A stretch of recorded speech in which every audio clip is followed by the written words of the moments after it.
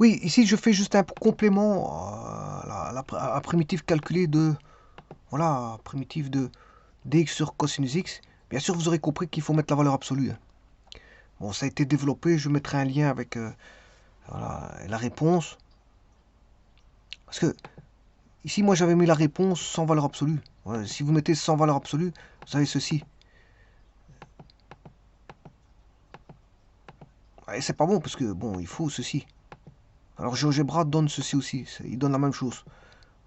Ça, c'est ce que donne GeoGebra. Et si je mets la valeur absolue, donc la réponse était bonne, hein. C'est bien. Simplement, j'ai oublié de mettre la valeur absolue. Donc ici, je la mets.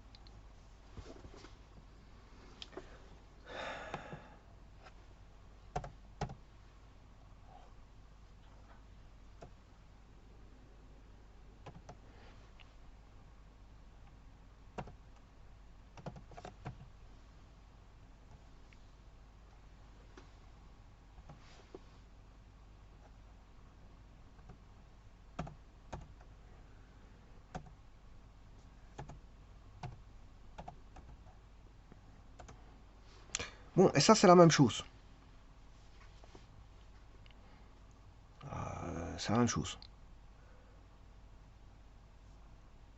Donc on peut développer une formule en tangente qui va donner, bien sûr, la formule qui est ici.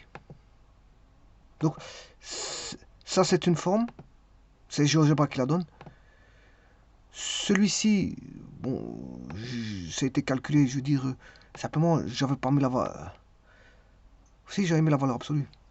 C'est simplement sur GeoGebra, je l'ai pas indiqué en valeur absolue. Donc c'était bon ce que j'avais marqué ici. Euh, Simplement, je ne l'avais pas fait sur GeoGebra, donc c'est pour ça que j'obtenais pas la fonction. Voilà. Et une autre manière d'écrire, c'est tangente de pi sur 4 plus x demi. Donc il y a plusieurs manières d'écrire. C'est normal, la trigonométrie, on peut formuler, voilà, des expressions. Je veux dire, suivant la tangente, le cosinus, ouais, on peut passer de l'un à l'autre. On a une multitude, voilà, voilà, d'expressions qui sont équivalentes. C'est ça la trigonométrie, c'est qu'il y a tellement de formules qu'il y a tellement d'écritures possibles via les passages par formule. Je vous remercie.